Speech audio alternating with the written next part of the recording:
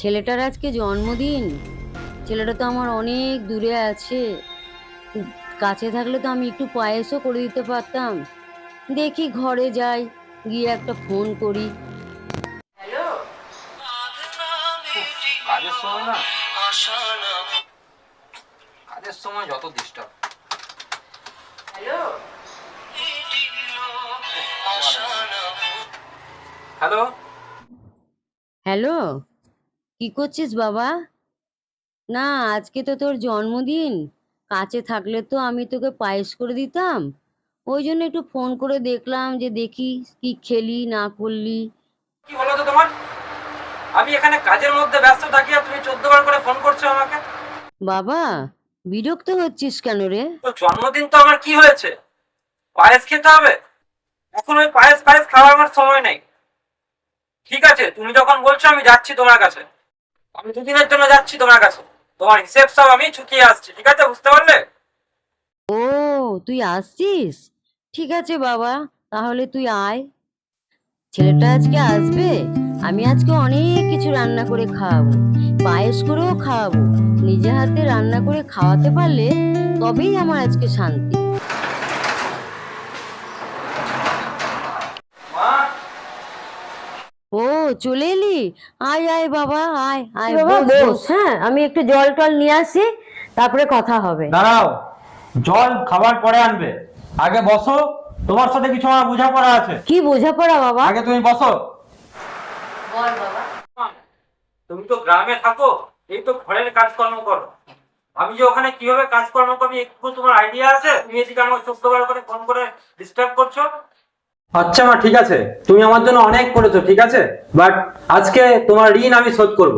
বলো তো কি করলে তোমার ঋণ শোধ করতে পারবো আমি? মিটিং ছিল, তুমি সেই মিটিংটা আজকে নষ্ট করলে। লেখাপড়াতে কিছু জানো না তুমি।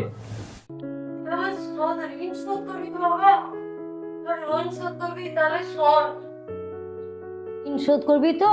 হ্যাঁ। তাইলে তুই চল বাবা, বাইরে ঠিক চল। আছে, চলো তোকে আমি চলো চলো দেখি তোমার কি কাজ আছে, চলো।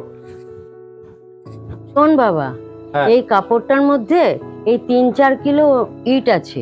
এই ইটটা ভালো করে বেঁধে রাখ। বেঁধে তোর কোমরে একটা দিন অন্তত বেঁধে রাখ, তাহলেই আমার ঋণ শোধ হবে। এই সামান্য কাজ? নে বাবা, এইটা তুই একটা দিন অন্তত তোর পেটটা বেঁধে রেখে, তোর তো সেরকম কোনো কাজ নেই, তুই কম্পিউটারের কাছে বসে কাজটা করবি। আর ঠিক আছে, কিচ্ছু না। ঠিক আছে, তুমি দাও। আমার তো কম্পিউটারে সামান্য কাজ আছে। ঠিক আছে। উফ বাবা রে, এই ইট বেঁধে কি কাজ? উফ, কত কষ্ট। উফ, আর পারছি না ইটটা বেঁধে আমি। উফ, আরে বাবা রে, খুব কষ্ট হচ্ছে ইটটা বেঁধে আমার।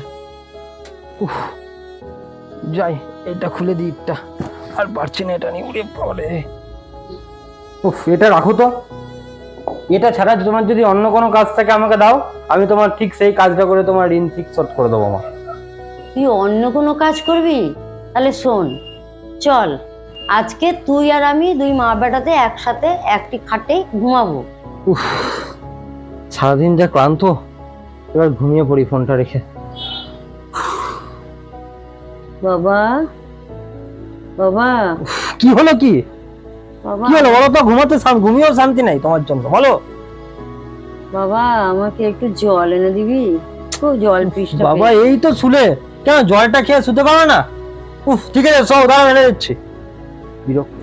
এ নাও, এ নাও, জলটা খাও। দে রাতে যে একটু বাবা। ঘুমাবো, তাও তোমার জন্য শান্তি নেই।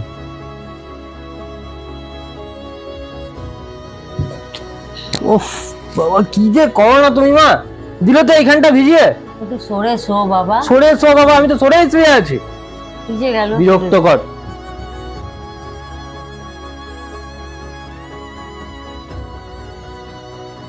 বাবা, বাবা, উফ, আবার কি হলো তোমার?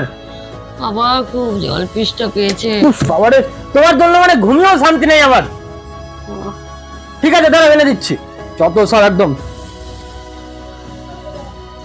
যত সব এ নাও, খাও। উফ বাবা রে, তুমি কি করছো বলো তো? আমি কোথায় ঘুমাবো? গোটা বিছানা তো পুরো ভিজিয়ে দিলে জল ফেলে। তোর এইভাবে কি শোয়া যায় বিছানার মধ্যে? তুমি যা করছো না বিছানার মধ্যে, এইভাবে শোয়া যাবে না। আমি অন্য ঘরে গিয়ে শুচ্ছি, তুমি একা একাই বসো এখানে। চল, আমি গেলাম। বাবা, দাঁড়া একটু, তুই আমার ঋণ শোধ করবি বাবা।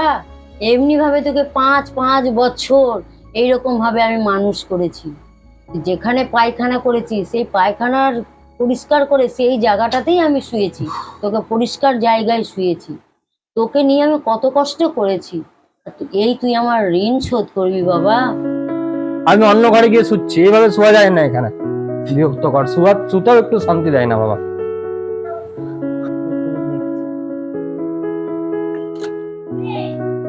নে বাবা, চাটা নে। হ্যাঁ মা।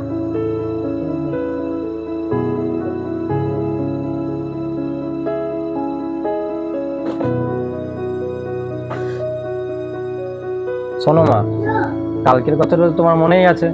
কালকে যে তুমি আমাকে কাজটা দিয়েছিলে সেই কাজটা আমি করতে পারিনি এবং তোমার ঋণটা আমি শোধ করতে পারিনি। তো আজকে যদি তোমার কিছু কাজ থাকে আমাকে বলো, আমি অবশ্যই তোমার সেই ঋণ শোধ করে দেবো কাজ। আচ্ছা বাবা, বলতো এটা কি ফুল? দেখতে পাচ্ছ না, এটা সাদা ফুল। না, সে তো সাদা ফুল বুঝতে পারছি, কিন্তু ফুলটার নাম কি, এটা কি গাছ তা তো যাবো। অত আমি জানি না, তুমি কি জানো না এটা কি গাছ কি ফুল? এইটা তোমার তো জানা উচিত মা। শোনো মা, তোমার ঋণ শোধ করার আমার দরকার নেই মা, আমি আসছি, তুমি তাই চললাম। তোমার এই বকর বকর শোনার মতো সময় আমার কাছে নেই। সামান্য একটা প্রশ্ন জিজ্ঞেস করলাম, তাতেই তুই এত রেগে গেলি বাবা? কিন্তু তুই যখন ছোট ছিলিস একটা প্রশ্ন বারে জিজ্ঞেস করতিস, মা এটা কি, ওটা কি, ওটা কি। আমি কত আনন্দ সহকারে তোকে বলতাম, আর তুই এই আমার ঋণ শোধ করবি বাবা। সত্যি মা, তুমি যে আমাকে এইভাবে বোঝালে, মায়ের ঋণ কোনোদিন শোধ করা যায় না মা। মায়ের ঋণ কোনোদিন শোধ করা যায় না। তোমাকে আর এই গ্রামে থাকতে হবে না। চলো তুমি আমার সাথে আমার কাছে থাকো। বাবা মাকে না বাঁচিলে হয় না খুশি।